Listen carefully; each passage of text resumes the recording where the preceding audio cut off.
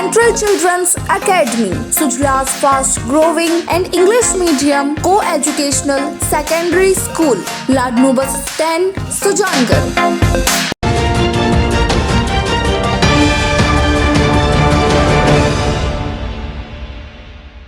चुनाव आयोग की पहल होम वोटिंग से पहली बार बुजुर्गों, दिव्यांगों और बीमार लोगों को घर बैठे वोटिंग की शानदार सुविधा मिल रही है।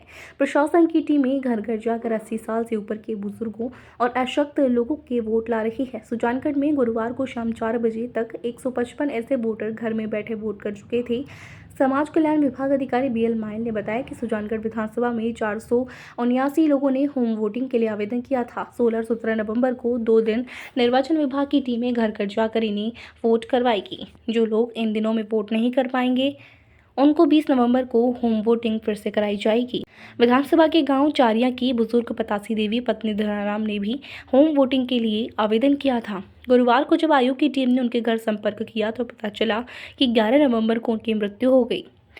गुरुवार को सुजानगढ़ की जादोदिया स्कूल के पीछे लकवाग्रस्त पति पत्नी ने होम वोटिंग की सुविधा का फायदा उठाते हुए अपने घर पर ही वोट दिया। वार्ड नंबर 22 के खड़कचंद और उनकी पत्नी रुक्मणी देवी होम वोटिंग करते हुए खुश नजर आए। वहीं नाथो तालाब के पास वार्ड नंबर 32 की 102 वर्षीय बिरधी देवी पत्नी स्वर्गीय टीकमचंद प्रजापति ने भी होम वोटिंग की सुविधा का फायदा उठाया। बीमार और बुजुर्गों को होम वोटिंग का फायदा मिलने से उनके परिजन भी खुश नजर आए।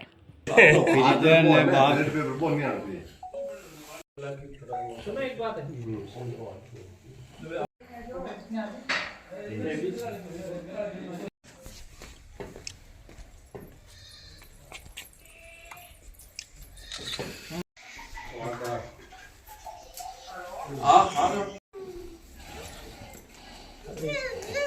मन तो आज भी पाल को जाकर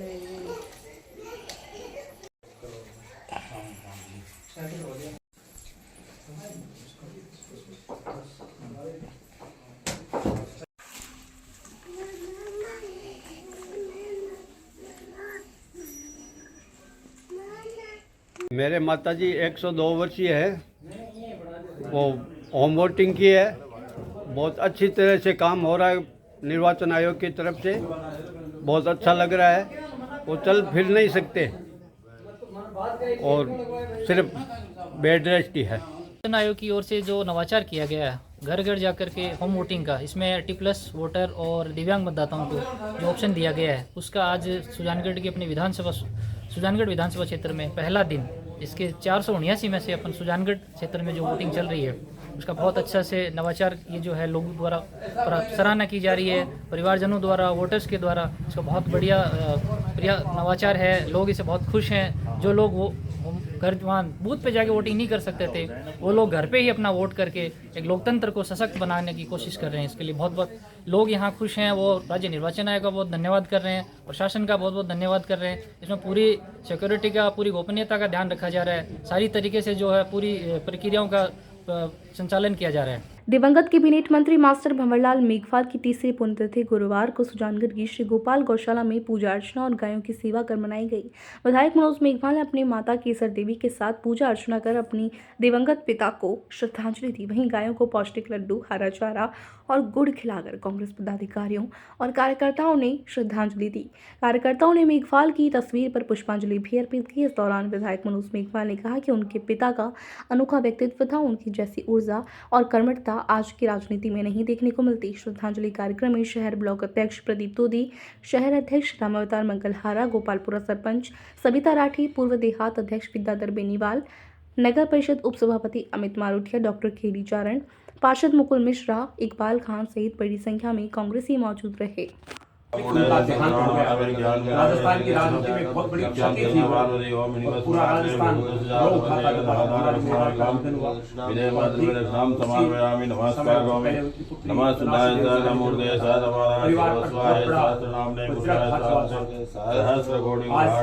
आज मेघवाल की धर्मपत्नी जी केसर देवी जी और पुत्र मनोज मेघवाल अब यहाँ पर मास्टर जी की पुण्यतिथि पर गौ पूजन कर रहे हैं।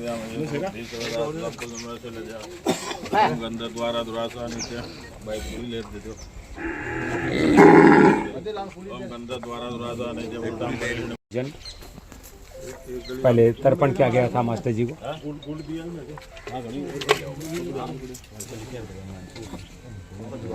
बहुत ही श्रद्धा के साथ गौ माता की सेवा हो रही है। भावुक क्षण है आज। सभी नम आंखों से मोहनलाल जी मेघवाल को याद कर रहे हैं।